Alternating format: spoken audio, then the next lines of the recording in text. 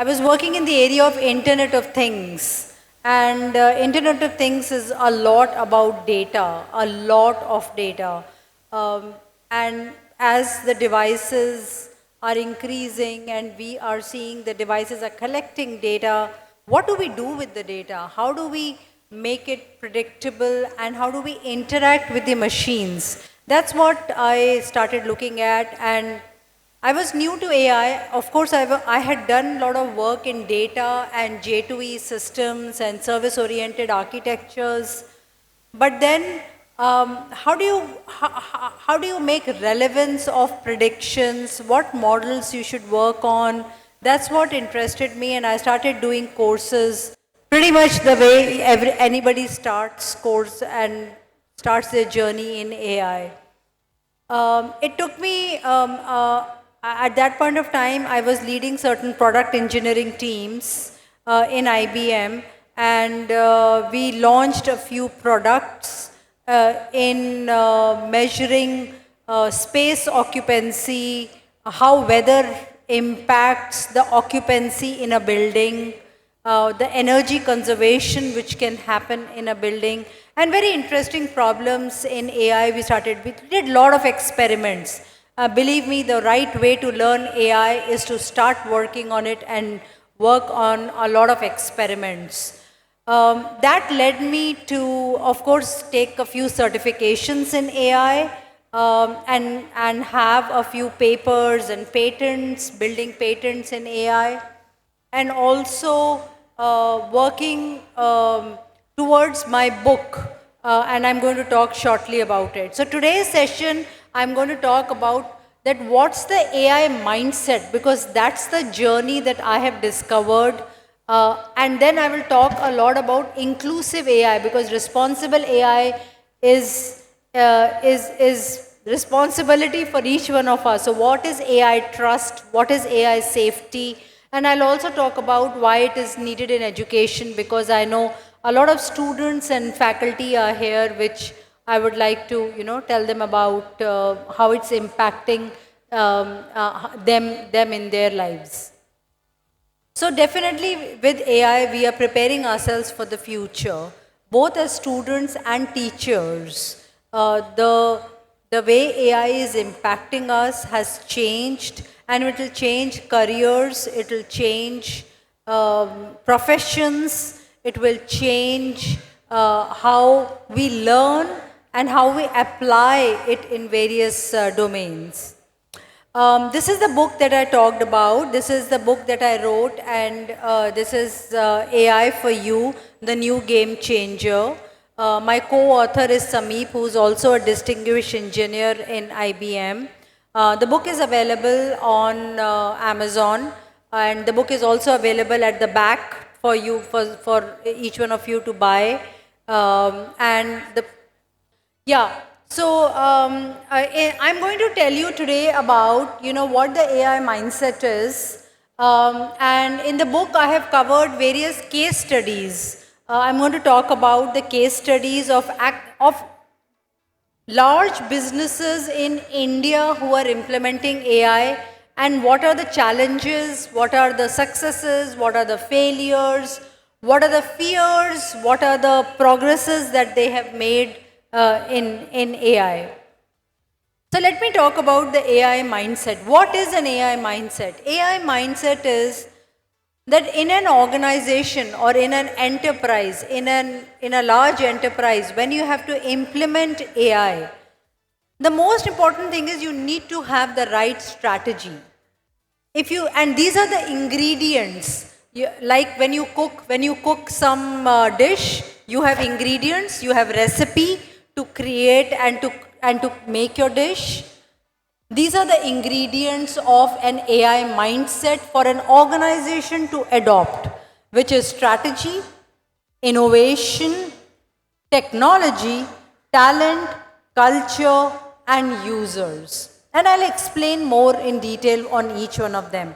But the most important thing for you to notice is that technology is not the only thing in AI. There are many more things that we have to look at to adopt AI in the right manner. And the first is strategy, of course, because you need to see which use case should we pick for a better ROI on AI. In AI, a lot of people say that it is, a hammer looking for a nail.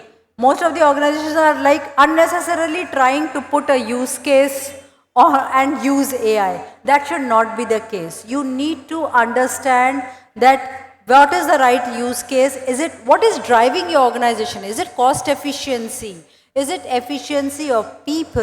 Is it driven by that you need to reach out to more consumers or customers? So that needs to be very clear. Innovation is important because innovation and AI go on very, very much together. If you see that some of the large enterprises, when they are transforming themselves, when they are reorienting themselves or re-engineering themselves, then they use AI. So AI has become the right tool for you to launch new businesses with innovation, reach new markets with innovation, or go to newer segments with innovation. Yes, and then comes technology. You need to have the technology, and then you can get into the debate of, hey, which framework to use, which product to use, which tools to use, which LLM to use, what's my agentic architecture framework, what can I make in a RAG architecture. So those things are important, but they come only when the strategy and the innovation aspect has been cleared. And after you have chosen the tools, the processes, the framework, it's important that you have the right talent. And when I talk about talent, it is not just the data scientist or AI ML experts. Please note that AI is not only for computer science people. AI is about people who are or students who are studying humanities, who are studying biology, who are studying economics, because AI and the combination of these humanities and economic sciences, social sciences is going to give the power to the use case. Today we talk about new roles like an AI ethicist. An AI ethicist does not also have a science background. They are someone who have understood or come from maybe philosophy or maybe psychology background. So there are different streams and different skills which come, and the talent to implement an AI system, you need different skill sets. You need product managers, you need marketing, you need someone to build the model, someone to create the UI for that model. So the UI specialist also needs to understand AI. So the talent map of an organization which is implementing AI is a very, very key thing which has to be thought about. And then I talk about culture. The reason I talk about culture is because just building an AI use case and implementing will make it fail if the organization has not bought into it from a cultural perspective, which means it should start at the CEO level, at the CXO level, or the product head, the marketing head, the business head, the manufacturing heads. They need to start understanding that what is this AI new use case going to do for me? If it's a use case to say predict the failure of a machine part, if the head of product engineering or the manufacturing is not knowing about it, how will it help the engineers on the shop floor? So these use cases, it's very important that we bring in the culture and the entire organization understands the usage of AI. And how does that happen? That happens by involving everybody in, by engaging everybody in, and I'm going to talk more about it in my presentation. But the last and most important part is the users of AI. Imagine that you are using Google Maps, but it was not easy. It was actually that today all the citizens are using Google Maps because the UI is so easy, or sometimes the AI model has to explain itself to the actual user. So explainability of an AI model and then build it based on a good user experience is going to make AI adoption better. Now, to explain this, what I have talked about, I will mention that, and this is basically, so in my book, each of them is a chapter, like strategy is a chapter, technology is a chapter, innovation, talent, culture, users, each of them is a chapter, and then I explain it with a use case of that organization. For example, for strategy, we have taken Kotak Mahindra Bank, and we have seen, I'm sure a lot of you are bank users, and you are seeing that how banking itself has changed. The the whole fintech industry is changing, because now it's about how do you reach the consumers with the right product and give them so there's a lot of AI ML algorithms which mine your information in a private manner, not necessarily that they are using your information, but they are working on your data to give you better products, to give you better service, to ensure that your needs as a consumer of the bank are met. I also talk about Viome. Viome is a gut intelligence. It's got health intelligence tool. So it's got huge number of AI scientists who are working on the health models based on a swab from our mouth, a saliva swab, and then based on that build lot of models to predict that what will be our health in say 10 years down the line, in 20 years down the line. So they are using a lot of science and technology to create newer innovations. Like today, if we go to a doctor, all that we have is a lab report. But a lab report is not just the diagnostic tool. There are newer diagnostic tools powered by AI which are coming into the market. And Viome is a startup which is powered by AI. Another interesting example is Nirmay. Nirmay does breast scanning for women using AI models, and as we know that mammograms are very difficult because they are in remote parts of the country. You cannot take mammograms, you cannot take the invasive machine and put it into each and every hospital. So Nirmaya has AI models. They have won various awards. It's founded by a woman, and it's helping solve a lot of healthcare based analytics and predict breast cancers in women. For talent, I take the example of Investnet Yodlee. It is a fintech company which is using financial models for personalized risk-based assessments of your financial needs of a user. For culture, I talk about Max Life Insurance as to how they started making the whole AI platform when they started building it. See, insurance is actually a very statistical science, right? That predicting that what should be your premium, what are the health benefits, and what are the how the population is aging, and what kind of policies should be launched. So Max Life Insurance has partnered with AI, and not just their AI team, their entire sales teams, their marketing teams, all their teams are involved in understanding the AI models for the right predictions, because then they can explain it to the consumers in a much better manner. So there is a beautiful case study of Max Life Insurance which is included. For culture, I don't know how many of you use, but I use Healthify Me. Healthify Me is an app which actually tells calorific value of paisam on 1 katori paisam or 3 katori paisam, boiled rice or steamed rice or basmati rice, and then it has an AI nutritionist who guides you that what should be a personalized diet plan, and that helps in reducing lot of ailments, plus helps in losing weight, and you can measure what you are eating, what is going inside you. So they use AI very effectively. They have created the whole nutritional value of all kinds of Indian food, all kinds of cuisines, and they have created AI models around it to see that, how it can help citizens and it can help consumers at large.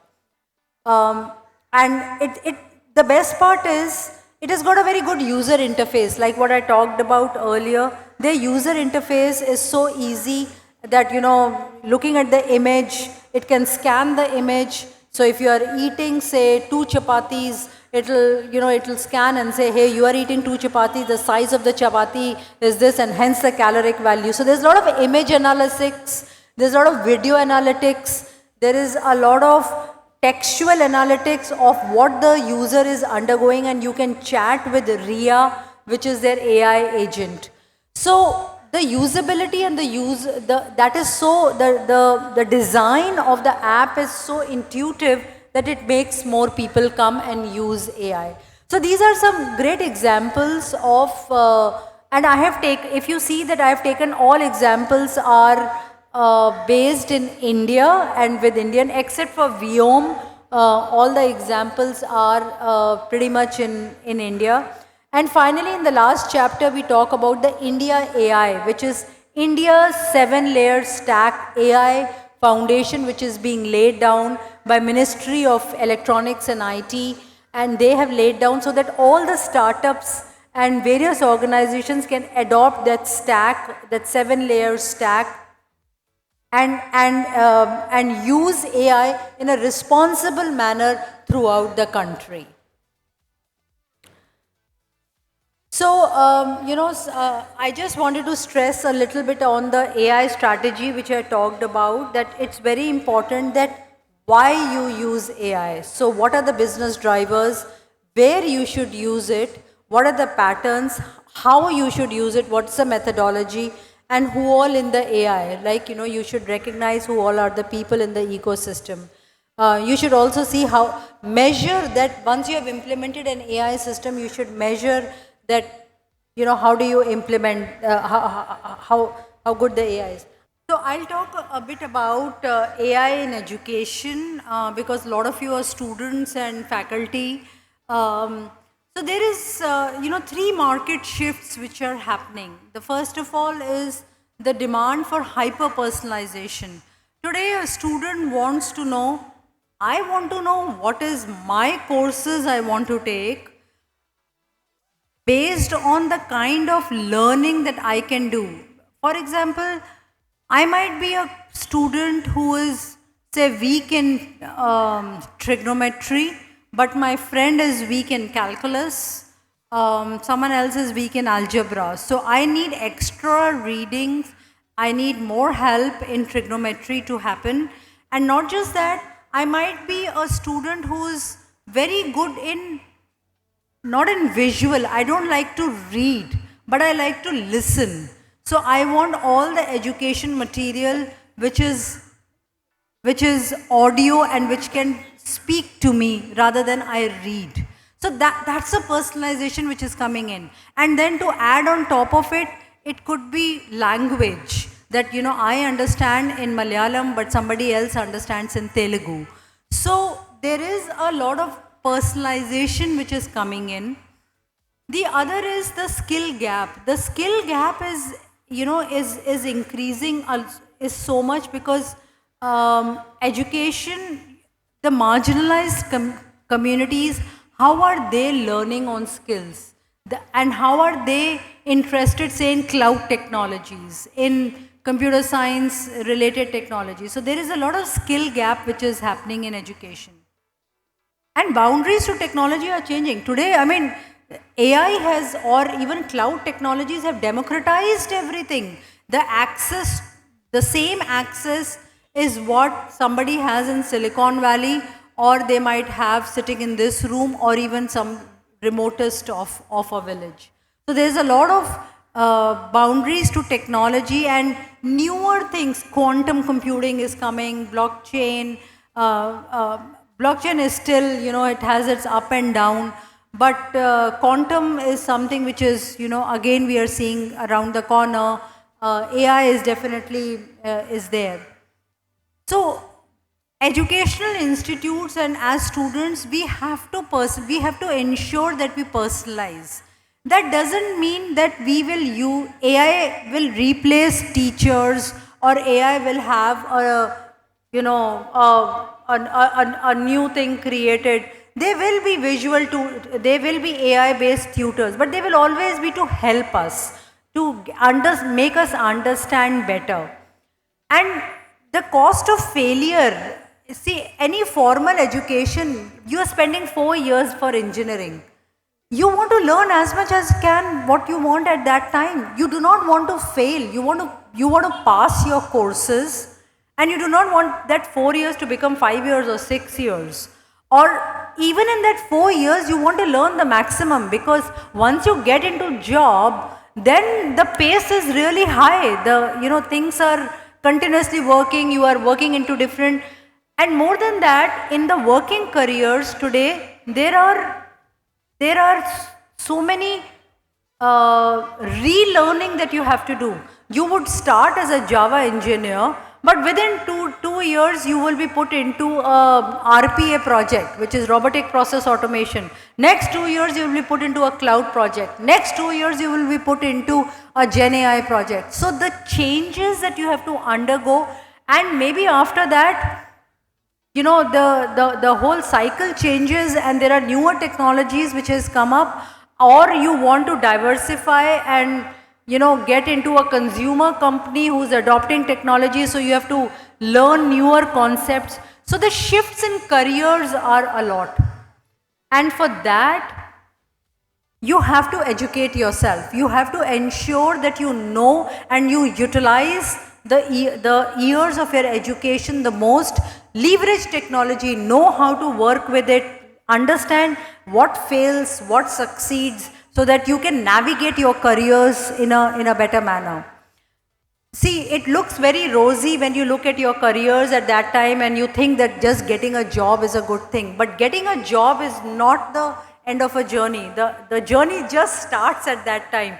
So how nimble and agile you are to adopt new technologies and learn is more important. So how does AI help? I talked about personalized learning. It's a lot about administrative efficiency. I mean, think about the amount of back-end work which our faculty does, our professors do, and also the administrative staff does in creating that personalized learning for you.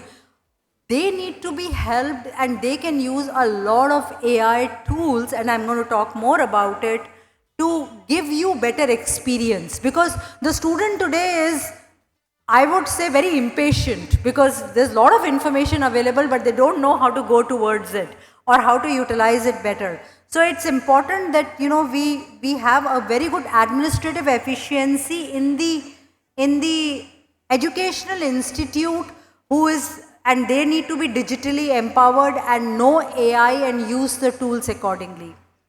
The last thing is enhanced accessibility. And when I talk about it, it is about language, it is about disabled people, it is about different accessibility needs that we need to recognize. And we'll talk more about it. So let's look at personalized learning. There are very intelligent tutoring systems coming in today. A good teacher or a great teacher, and please note, teacher doesn't get eliminated. Teacher is a physical teacher is the most important person in our lives. But a teacher using intelligent tutoring systems to enhance certain topics. Imagine, so I'll give an example.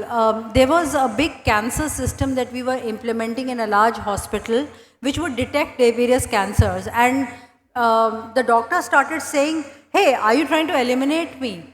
But then, the doctor can see only 40 patients in a week. But with that intelligent cancer detection and prediction system, if the doctor uses it as an aid or as a help, the doctor can actually address 400 patients. So you see the productivity which a doctor has, and the same thing applies to a teacher. The teacher is already flooded so much with so many different concepts, but they can use intelligent tutoring systems to reach more to their students, teach better to their students.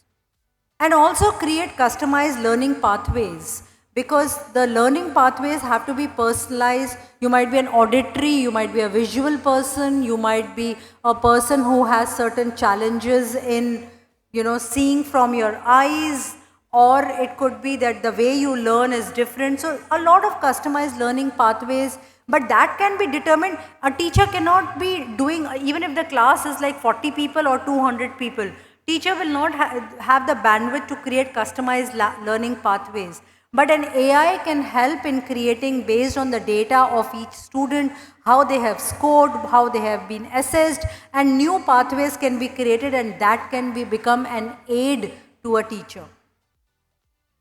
When I talked about administrative efficiency, a lot of people in the market, they are using automated grading and assessment.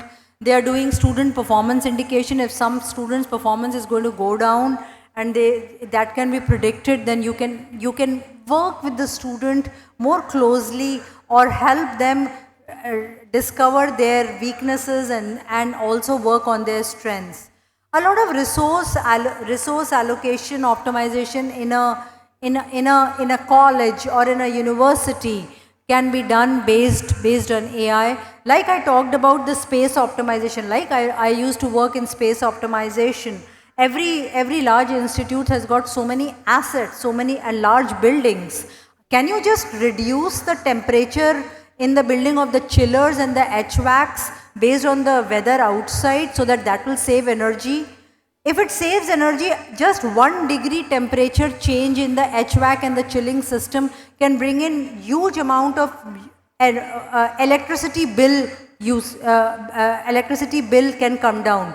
So imagine every electricity bill which comes down for a university, or that can help generate, it's cost cutting. It can, you can give more benefits. Maybe plan more college fests because you have more money which has got saved. So every penny saved is important. Enhanced accessibility is about lot of language translation tools that should be used. Learning support for students with disabilities. AI helps into that.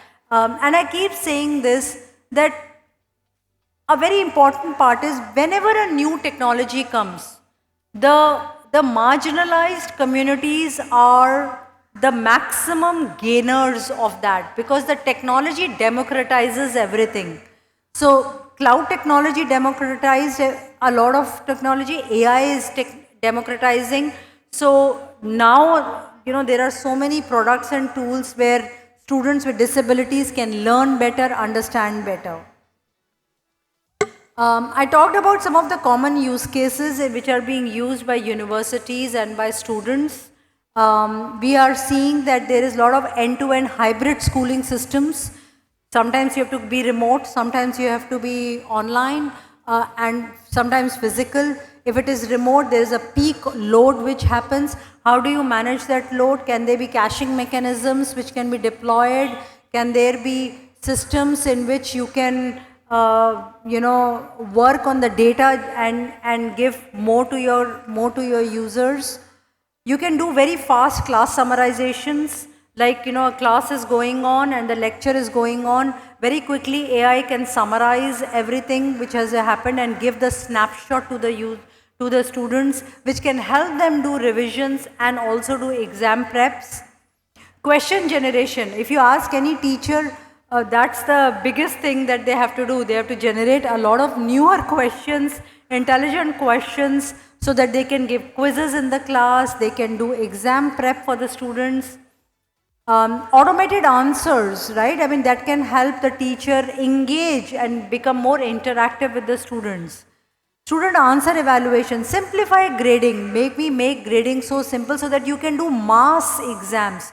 And if you see the amount of exams which are done in a mass manner, which are across the India, they could be, a lot of simplified grading mechanisms which can be brought in by AI. And we have seen a lot of enterprises implement these systems. Course recommendation, that's the first question children ask. Hey, what is a course that I should do? What is a course? So that recommendation by the teacher can be done based on the questions which the student has asked in the class, which means the student has that interest or has a doubt in that area. A lot of text generation and image generation, which I'm sure you guys are aware of, educational and marketing content, especially, if you have to do, why spend so much into the marketing budget when you can, use AI for image and content generation. I'll get into a little bit of AI trust. AI trust is needed throughout the AI life cycle. So if you see the AI life cycle, it is about data. You create a model, you deploy the model, you monitor the model, you can fine tune it, and that's how the cycle goes on, right? And with LLMs, you get most of these things at one place, right? I mean, all of this thing has been crunched with LLMs coming into the place. But a trust is needed, and you have to understand that the trust requirement of different kinds of systems are different.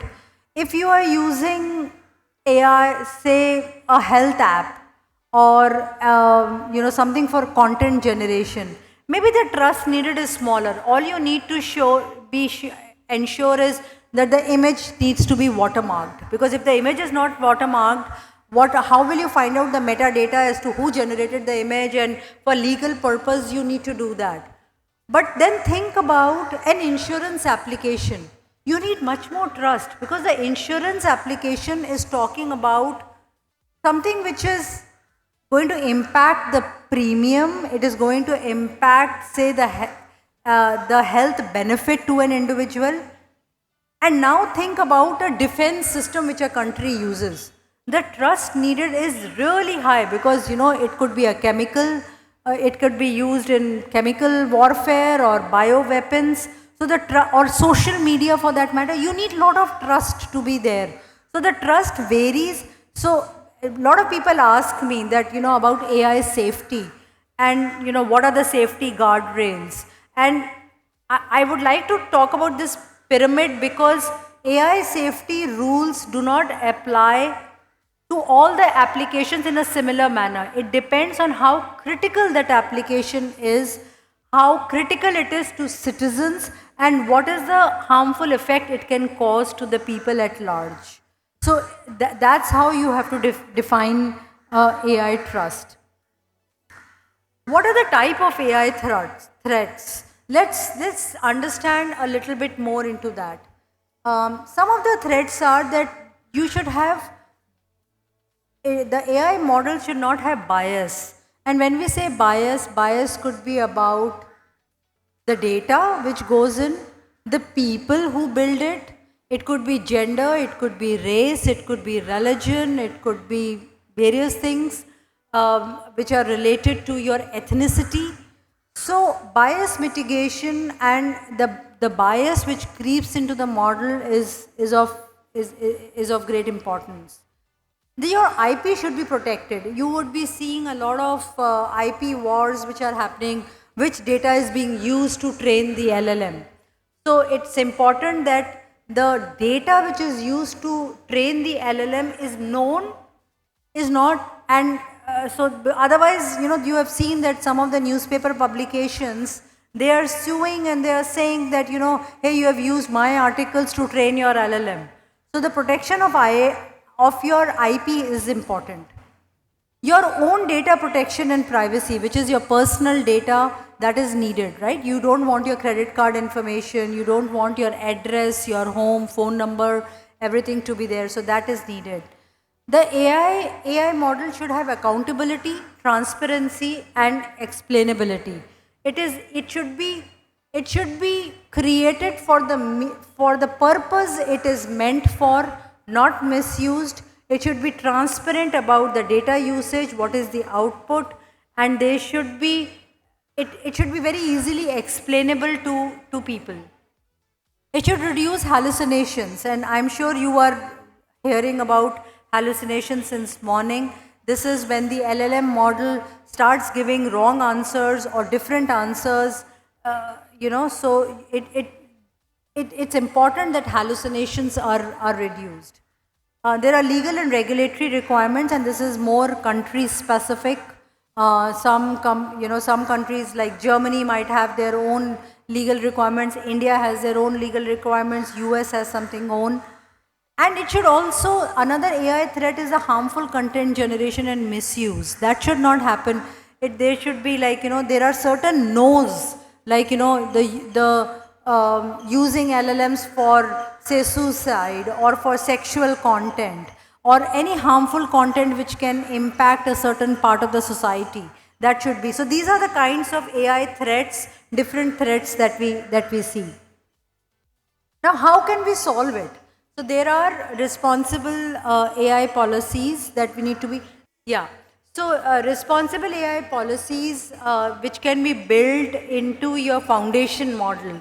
And I'm talking about foundation model because I'm wanting to keep it very generic. I'm not talking about any particular LLM. I'm talking about foundation models. You should, study it and ensure that you have kind of hammered it for prompt attack, for content filters, denied topics. There are certain words that you might say that it should never give an answer for. PII is personal identifiable information, which is about my home, my credit card, my family details, my Aadhaar card, my PAN card details. All those things should be removed. Word filter and grounding, which is like, on what are the grounding principles on which, and then the final response is what needs to get created. When we look at AI governance is about various concepts, and I would encourage all the students to actually go and study each of these concepts much more in detail, because each concept is like half an hour it can take to talk about. Fairness, right? How do you create fair AI model, which is there are fairness metrics which are created about AI models. Transparency I talked about, safety, explainability I talked about, but veracity and robustness, because when you get the output, do you think that that output is something which you can vouch for, that this is the right answer and not something else? So that part has to be built into the AI governance model. Some of the few truths, and I just want to talk about that. And because there's so much of confusion of AI, and I'm talking about this because people come up with so many questions, that LLMs are non-deterministic, right? They cannot be relied upon for security controls. And output of an LLM is not stable over a time. Model drift does happen. It is a reality that any model will start giving different outputs because of the kind of data it is learning or what the questions that you are asking. So it's not that once a model is created, it is created for every time. And again, the same point which I mentioned at the early of the presentation, LLM should not be a force fit for every AI or ML task. Don't use LLM because you want to use it. Use it when you need to use it. LLM is a monolith. There is no, they don't differentiate between code, data. So data has been input a model and will always be available. So it is important that, the inferences is what you need to look at. Don't fine tune based on your personal data. Please do not put your personal data and try to fine tune for your requirement, because that's not what they are meant for. And a generic LLM, you can, it is actually untrusted, because if you use a generic LLM, you don't know its antecedent, precedent. So don't put your sensitive data into it. Pay attention to the session details. In fact, in our corporations, they have discouraged use and putting any corporate data into LLMs, because that's not safe. So be very careful about it. And you can take generic help, but generic help vis-a-vis specific help, there is a difference. So what should be the guardrails for a sample application if you are making? You should evaluate prompts. Prompt engineering, as you know, is a big, big, big field in itself these days. And you should evaluate and see the model responses. Do you need to add agents? Do you need to add knowledge bases? Because a lot of your own personal information or your enterprises, not personal, but your enterprises data can be input into a RAG architecture where you used LLM only for question answering, for example. Please configure thresholds. You should have thresholds, and there are applications and services.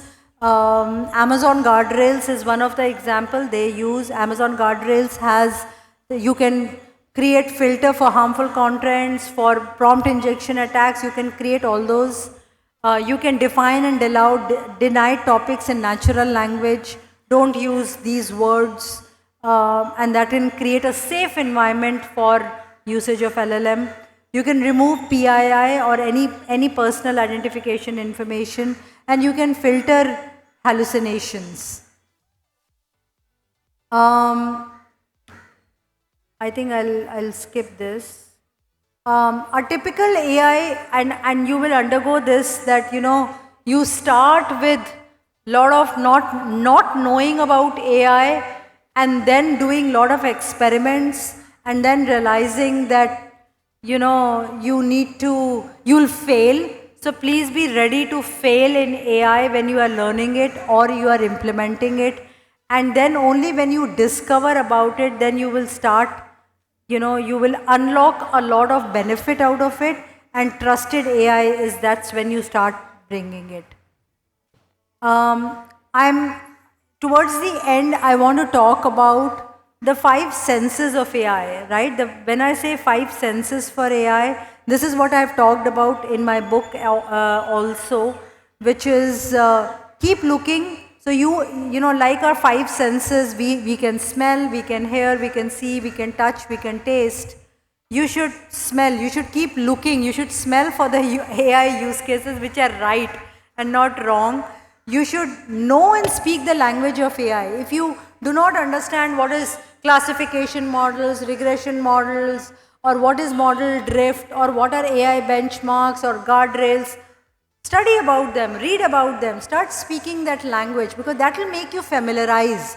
Only when you hear, today you are hearing my session, you are understanding something is, processing in the brain, so what is happening. So hearing itself is a big part in learning AI. Observe the internals, enroll into courses. And I keep saying, it's not, you should get certified, but it's not necessary that you stick to a course even when you are bored. Suppose you are bored midway. It's okay, move to another course and learn some other things. Experiment, touch yourself. There are a lot of AI is there for business users also. So there are a lot of modules made for business users. And engage and fail fast. If you are not understanding, move to a new concept. Fail fast is the right way to do it. I present the AI resonance framework. This is a lot for young entrepreneurs or young people who want to build use cases or, have a startup. That what is the, on one side you have simple AI, complex AI, hard AI. And the other side you have the demand of AI, which is how are users going to use AI. So you should have the right matrix. You should not suddenly start with hard AI problems. Please understand the simple AI problems first, then understand the complex AI, and then use hard AI to solve the problems. And also the adoption will change according to that. It's an interesting matrix. Interestingly, some of the venture capitalists in Bangalore, Pi venture capitalists, they have created this framework, and I created it based on their inputs and have included in my book. So with that, I come to the end of my presentation, right on time. I am open for any questions or anything. What a remarkable session we've just had on the AI mindset for an inclusive AI. It's not every day that we have the privilege of hearing from someone as accomplished as Ms. Shalini Kapoor. Ms. Kapoor, your insights today on building an inclusive AI mindset have inspired us to think beyond technology, to focus on equity, accessibility, and the human impact of AI. On behalf of everyone here, we extend our heartfelt gratitude for this enlightening keynote. We now open the floor for a Q&A session. If you have any questions for Ms. Kapoor, please raise your hand and we'll bring a microphone to you. Kindly keep your questions brief and focused on today's topic. Teacher, my question is regarding to reconfigure fairness in content. Yesterday, the Union Broadcasting Minister, Information and Broadcasting Minister, Ashwini Vaishnav said that there is full of vulgar content in social media. So, as you said, how can we maintain a fairness in content creation, especially in the social media? It already transformed into anti-social media because of the vulgar content prevailing there. Australia last week banned social media access to children up to 16 years of age. And already they also banned ChatGPT. So the another part of my question, this second question is regarding, you mentioned about insurance. My question is regarding autonomous car insurance, the actuarial analysis of if some autonomous car hit a person on the lane, because in India and Brazil, Tesla says there is no possibility of autonomous car here because of the massive traffic violations prevailing here. The algorithm can't address such a massive violation of traffic rules. That is why Tesla says it can't operate in India and Brazil. So my question is regarding how if a autonomous car comes to India or Chennai, it is hit by some person is hit by it. What is the actuarial analysis could be? The insurance risk analysis. Have you figured it out? The programmer is responsible or the car owner is responsible? Tesla is responsible or the programmer responsible? So I think the first question is on the, you talked about two things. So first of all, for the AI models, we need a threat model also to be created. That's one part. And your second question on insurance, Max Life Insurance has implemented, that's what I talked about. I don't know the details about what they had, created as a model, but I know the use case. The use case was about that, it's about creating personalized insurance plans as per the person's, the data which has been provided by the lifespan, right? So up till now, the risk-based assessments were created based on an average lifespan of a human individual or an Indian. But with AI, what you can do is you can make it personalized. For example, it's similar to a car which is driving, and up till now, all that we used to do was see the speed, and the petrol usage and create the mileage. But today a driver behavior analysis can be done based on the number of times you have pressed the clutch, based on the number of stops you have done. So a lot more data is available from the car transmission system. Similarly, in insurance, a lot more data is available about the person whom we are going to insure, and hence a more personalized policy can be created. Since you are AI author, I am also asking on predictive medicine, because you mentioned about some medical imaging data to be fed to the algorithm. The algorithm determines the diagnosis, what would be the diagnosis. So my question is regarding how far we can do away with pandemics before it comes in advance. Can we predict? For the case in Kerala, Nipah is very prevalent here. So my question is, by collecting such virus data, the spreading data, the avian flu data, can be predicted in advance the disease time from the climatic variations, etc. What is the modality followed in such a predictive medical analytics? Yeah. So We cannot replace, I'm not saying we can replace, but the AI, I'm sorry, it's very difficult to understand the question from here because the voice is echoing, right? But I think what I understood from your question is that how far we are from medical analysis of all this. So see, the science is improving and the science is able to decipher and take in lot more data inputs than what a human brain can do. And it is doing it in a faster manner. So the parameters that you can take in, the vector DBs that you can create in which the connections between the inferences that can happen is much more. So there is some cancers have been detected and it's easier, but not all cancers can be done, right? Some cancers can, with the based on X-ray, radiation and reading of that, you can stage 1, stage 2, maybe you can detect. But then can you give an absolute 100% confidence? No, the confidence level of predictions is also only getting better. It's not 100% right now. Thank you, Ms. Kapoor, for addressing these questions with such thoughtfulness and clarity. Your responses have added a great value to our understanding of the subject.